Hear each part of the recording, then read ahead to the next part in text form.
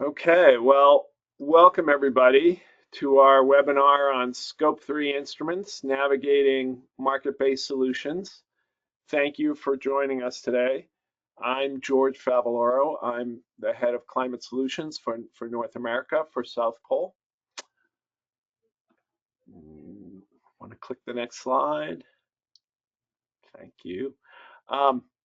So we, by way of background, as I think most of you know, SBTi launched a consultation on its updated corporate net zero standard.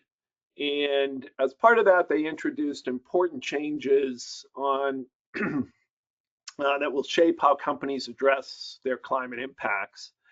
And we've put together 3 webinars to brief our corporate clients on what we think businesses need to know about SBTi and how it's evolving and what implications and opportunities there are for companies who look to comply with the net zero standard.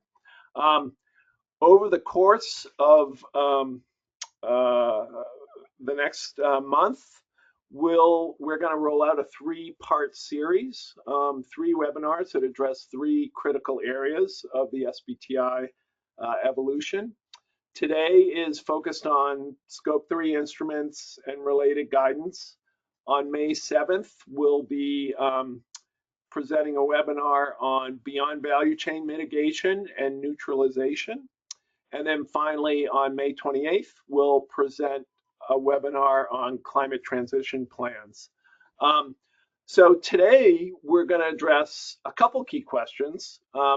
First, as companies work to reduce emissions across their value chains, how can they use emerging market-based solution instruments like supply shed approaches and book and claim systems to accelerate progress? And secondly, how do these instruments fit within a credible net zero strategy? The latest SBTi draft guidance sheds light on these questions, offering insights into the role these mechanisms can play in corporate emission reduction plans. However, as these approaches gain traction, important additional questions arise about their credibility, effectiveness, and how they align with best practices in emission accounting. So in this 30-minute session, we'll break down the key concepts behind supply shed and book and claim systems, and we'll help you understand how these market-based instruments work, their potential role in reducing Scope 3 emissions, and how they're being treated in the SBTi's latest guidance. So let's dive in. Just a note on housekeeping. Next slide, please. Yeah, thank you. So everyone's muted for the duration of the session so we can keep this focused and moving along.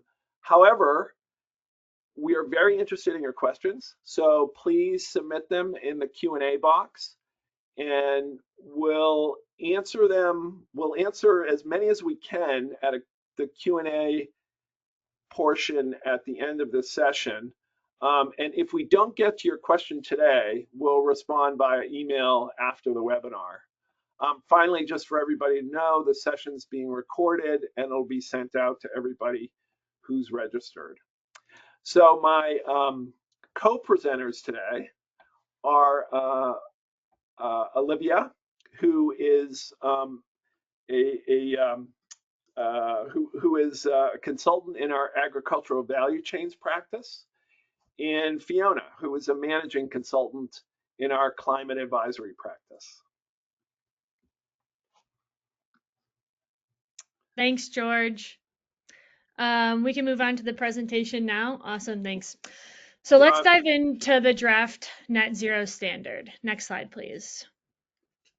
As stated, the net zero standard is target setting guidance for companies pursuing net zero by 2050. Scope 3 emissions, the emissions that occur both upstream and downstream of a company's direct operations, are the most difficult to decarbonize to reach the net zero target. Acknowledging this difficulty in Scope 3, SBTi introduces new areas of focus, both on relevant emission sources and non-emission metrics. Further, it introduces the use of new instruments for target achievement. Next slide, please. Today, we will focus on two Scope 3 instruments presented in the Net Zero draft that can be defined by an in-setting framework. The first, through direct mitigation, is accounting for supply shed projects. The second, through indirect mitigation, is accounting for impacts with book and claim. Next slide, please. But first, what is in-setting and why does it matter? Next slide. South Pole defines insetting as an emission reduction or carbon removal project directly linked to the supply chain or the production landscape. Today, we're going to focus on the direct link to the supply chain as it's applicable under Scope 3. Next slide, please. So why is insetting relevant here? Well, as stated, companies face challenges in meeting their science-based targets. Insetting frameworks are tailored to a company's specific supply chain and business operations. So while SBTi and the GHG protocol remain general for maximum participation, an insetting framework can help companies identify and develop Scope 3 projects, define a supply shed and their required safeguards to maximize scalability, and establish standard operating procedures for book and claim systems with partners for collective impact. Next slide, please. So how can companies better align their Scope 3 strategy with net zero commitments? Well, beyond setting Scope 3 targets, companies can build insetting frameworks that prioritize high emission activities for decarbonization. We can also encourage suppliers to set their own targets and also be active participators in developing insetting frameworks. This can ensure buy-in and wider impact. And finally, we can further leverage these two instruments, the supply shed and the book and claim approach, which we'll talk more about now. Next slide, please.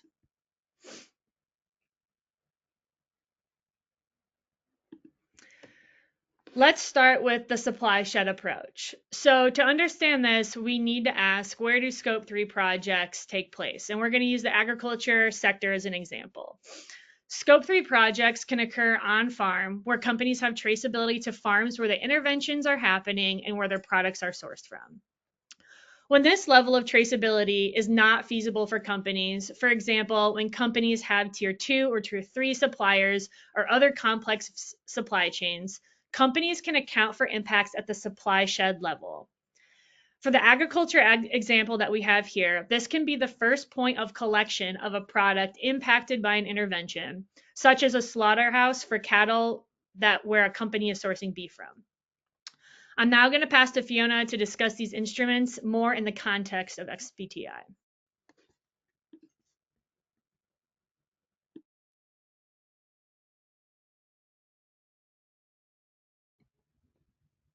Thanks, Olivia. So carrying forward, building on this, supply shed is a defined geographical context or sourcing region where a company sources materials and products in an upstream context. So that means there's traceability to that first point of collection, such as a processing facility in a defined geography, as Olivia mentioned. It basically can also mean in the SBTi draft that this is a direct mitigation instrument and allows companies to take action at a supply shed level in the upstream supply pool. This applies when direct traceability, as Olivia mentioned, to specific emission sources or suppliers is not feasible. A similar concept in direct mitigation is a downstream activity pool, such as an electricity grid powering the products that a company sells. So how does this work? This can be used to assess and substantiate emission reductions in the latest draft from the SBTi.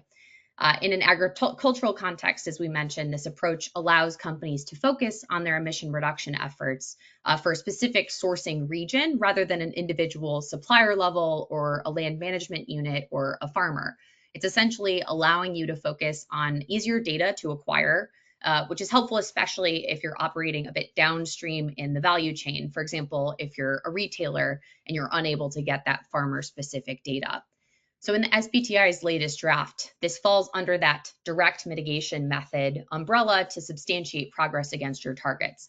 And this overall reflects the SBTi's move towards a more nuanced and flexible way of assessing progress towards decarbonization. So how does this supply shed approach accelerate decarbonization? So as we noted, this is helpful in enabling action at that overall activity pool level. So when direct traceability to specific emission sources is not feasible, this is the next best option proposed in the SBTi draft.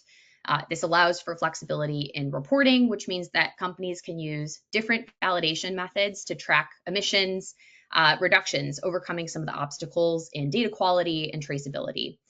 This also helps in emphasizing some of those non-emission metrics, another overall move that the SBTi is kind of signaling in this draft.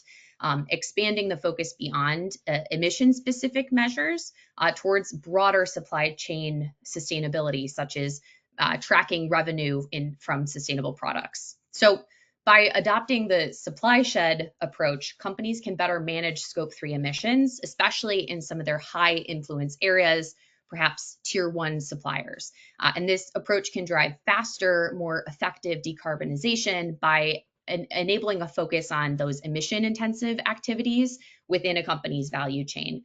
This allows for a targeted, flexible, and holistic strategy of decarbonization. So some possible benefits of a supply shed approach. This can allow for some simplified traceability, so essentially focusing on regional reductions rather than individual land management units or suppliers. This can enable faster decarbonization. This can also lower some of the monitoring costs and some of the efforts to perhaps track and some of the administrative burden for companies that might be sourcing from the same area. Similarly, this can also ensure that if a supplier might exit, you might have a bit more continuity, keeping some of those carbon claims intact. On the other hand, you should keep in mind that there are some risks around leakage and permanence. So this does require robust monitoring frameworks to ensure that you're accounting for accurate carbon allocation using a supply shed approach. You do need clear agreements to prevent multiple claims for the same reductions with a supply shed approach.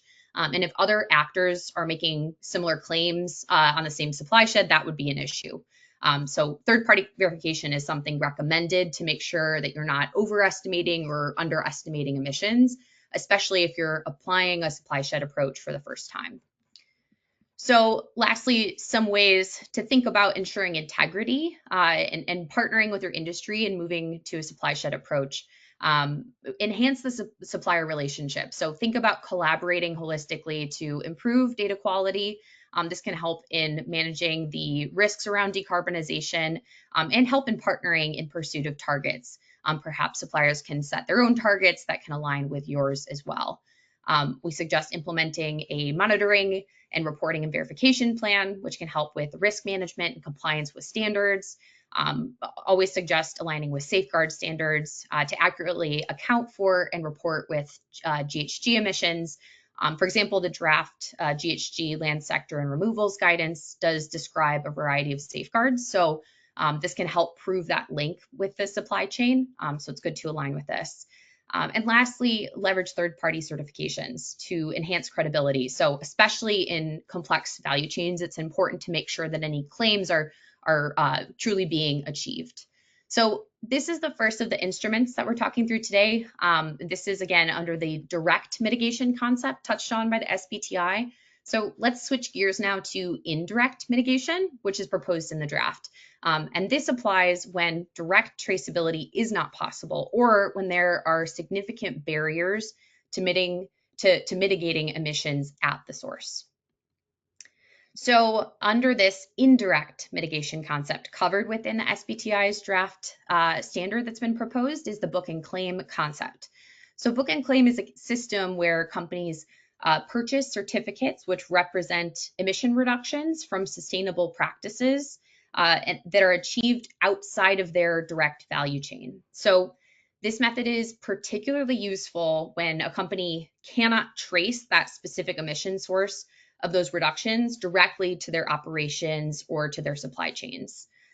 So the SBTi introduced this as a method for assessing and substantiating progress against targets when the traceability to the specific emission source or even the activity pool that we just spoke about cannot be established, or that is very burdensome to achieve that connection. So this would be related to the value chain in these book and claim instances, but it would be under that indirect mitigation umbrella, and it's important that it would align with quality criteria. It's also important to note that this is suggested as an interim measure in hopes that this can help drive transformation now and in ways that are relevant to the value chain. So how does book and claim work? Companies would buy certificates for verified emission reductions, which allows them to claim sustainability benefits even without a direct supply chain link. So the SBTi Net Zero draft mentions book and claim for sustainable fuels in sectors like aviation and shipping. So that would be the procurement of sustainable aviation fuel, for example. Another example could be commodity certificates for agriculture or food, where it can't be specifically or directly linked to the supply chain, but it's contributing to a closely related decarbonization. So, as I noted, this indirect mitigation measure would be expected to adhere to quality criteria, but these are still being refined during the consultation process for the SBTi draft update. This is also a time-limited measure. So as it's currently proposed, companies should expect that they should still work on improving data quality and traceability through direct mitigation efforts in parallel, as they might leverage this tool for emission reductions as well. So the SBTi will be consulting on traceability requirements and reporting guidelines for these indirect mitigation tools. So likely more to come in this area as well. So for this indirect instrument of book and claim, some of the benefits include that companies that don't right now have direct access to some of the physical sustainable products can trade and claim associated environmental benefits. So this provides the greatest flexibility for engagement with sustainable products, which ultimately can help to scale potential across different industries and supply chains, and can really help to build up the markets for these sustainable products. On the other hand, some risks do include that these would require some clear and transparent systems to operate, so really needs some clear data management to operate a claim system like this. There are some costs and benefits of certifications and claimable impacts that need to be considered in using book and claim methods. And then, of course, a risk of double counting to be cautious about if leveraging this indirect mitigation tool. So in light of this, some best practices to keep in mind for ensuring integrity in book and claim systems. Companies must use certified verifiable certificates to ensure transparency and accountability in their emission reduction claims. Make sure that claims are backed by verifiable evidence and that this is accessible externally, so to the SBTi, to third parties, to regulators, that others can access this information. And then in alignment with external standards, we recommend following best practices and, of course, considering any local guidance for claims. This may be ISEAL or SBTi or any local regulators as well. So there's a lot to consider if applying both these direct and indirect mitigation tools of supply sheds and book and claim that we talked through today, but a lot of new methods potentially for substantiating progress against targets. So some very exciting things revealed in this new SBTi draft, even though this will be entering a consultation period. But I'll pass it back to Olivia so that we can hear a little bit more about the next steps here with the SBTi draft. Thanks, Fiona. We can move to the next slide. As stated, the standard is still in the consultation phase, and edits are to be expected going forward to refine the standards based on the stakeholder input. But in interim, as Fiona already mentioned, just make sure that any applications of the supply shed or book and claim approach within your business comply with any legal or relevant regional specific requirements or standards in this interim process as the guidance is finalized, and recommendations and requirements become stronger. Next slide, please. Our final recommendations and takeaways today, based on the draft, are for companies to have strong safeguards and an action hierarchy. So under the supply shed approach, stronger safeguards can reduce risks such as double counting and leakage, like Fiona had mentioned in the pros and cons. Also, as discussed today, in-setting frameworks can establish robust safeguards so companies can confidently claim project impacts. And again, these in-setting frameworks can be custom both to your internal business goals and to external goals through SBTi or other organizations. So tailored to your business, the products, the product value change, etc.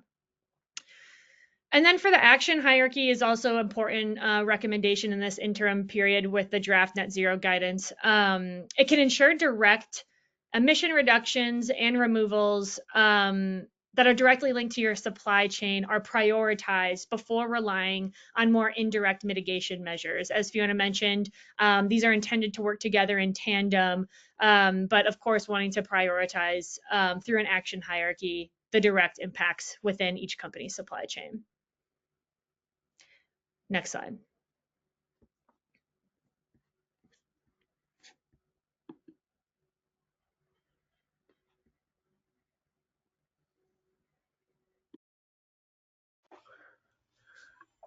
Okay. Now let's see. I think we have some questions that have come in. Let's see. I'll just toss these out and either one of you can respond. How can a supply shed be defined? I can take this one. In the current space, there's a couple different definitions of supply sheds or sourcing regions. Sourcing region language pertaining to the Greenhouse Gas Protocol land sector removals guidance, which is of course in the process of still being finalized. In terms of specifications of what a sourcing region will entail and the safeguards that are required to make those claims. The Value Chain Initiative also has language around supply shed and its criteria. But in summary, a supply shed could be a point, as discussed in the presentation, of aggregation. So for a beef purchaser, a slaughterhouse, for example.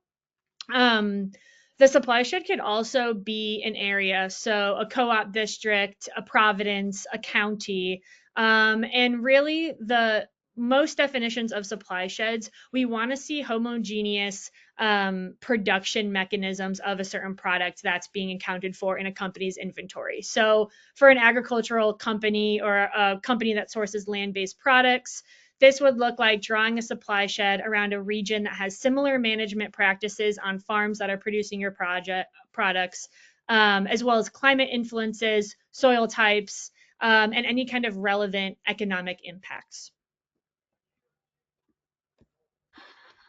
Great. This one I've actually wondered about. Can insetting projects only occur within Scope 3? Thank you, George. Yeah, insetting projects can actually occur outside of Scope 3 as well. So today in the presentation, we spoke specifically to Scope 3 instruments and applications, and focused on that insetting application where it has direct link to a company's supply chain. But insetting impacts can also occur within the wider production landscape. And of course, certain measures should be in place, such as safeguards, to ensure that there's co-benefits and reduced risks when making these wider production landscape claims. But under certain circumstances, these impacts can be accounted for as beyond value chain mitigation, neutralization, and possibly other indirect mitigation mechanisms under SBTi.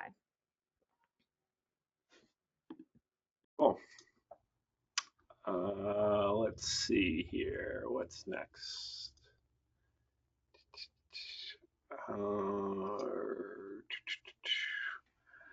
Okay. How does book and claim in this SBTi draft differ from beyond value chain mitigation or carbon offsets, which are not allowed in the greenhouse gas protocol? I can jump in here. So it's important to definitely emphasize this is still in alignment with the greenhouse gas protocol.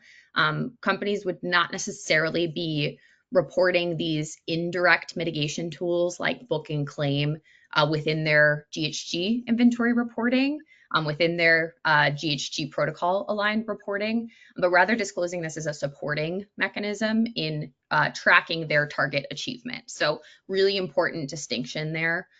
This is separate from your GHG inventory and accounting processes. So this still means that your GHG accounting is aligning with the GHG protocol, but they are also considering some market-based mechanisms in parallel, and then carefully disclosing some of these initiatives to kind of complement some more direct mitigation actions today. Would also emphasize that offsetting is still not allowed within GHG accounting or target achievement, but there is more to come, I think, in one of our future sessions to kind of touch on how removals is treated within this SBTi draft. And one of the future webinars will touch on that a bit more.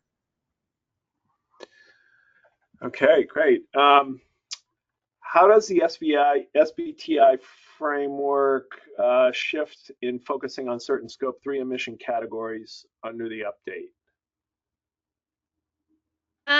So under the draft, companies are encouraged to focus on Scope 3 emissions from two different perspectives. One being the company perspective, where companies can focus on decarbonizing areas where they have the greatest influence. So for a lot of companies upstream in the supply chain, this is going to be their tier one suppliers. Another shift in focus that we see is on the economic perspective from SBTi, where companies are recommended to focus on decarbonizing areas that they have the most emission intensive activities within their value chain. Cool.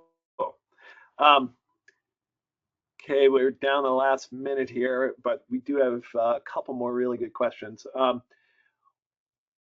This one is, we are a Scope 1 dominant fishing and seafood processing company. Under the SBTi net zero draft, is book and claim allowable for both Scope 1 and Scope 3 emissions?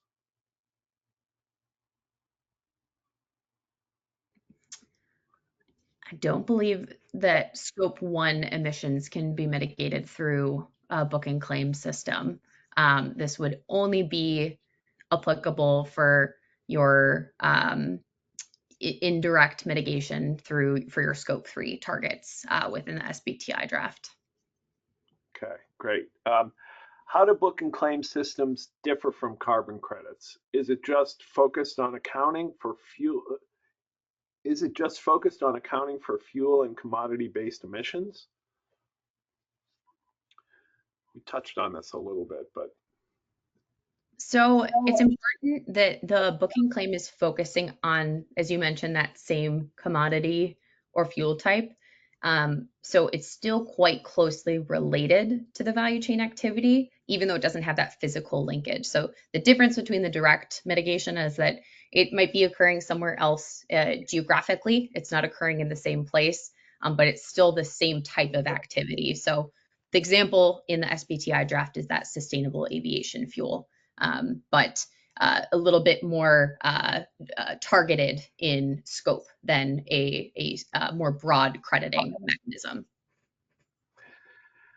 Okay, we're out of time. So thank you everyone for attending today. We have our upcoming webinars that we hope you can all attend on May 7th. Let's see, that one is on beyond value chain mitigation, and then on May 27th or 28th on climate transition plans. So we hope you got a lot out of today, and that you can join us for those webinars as well. Thank you very much.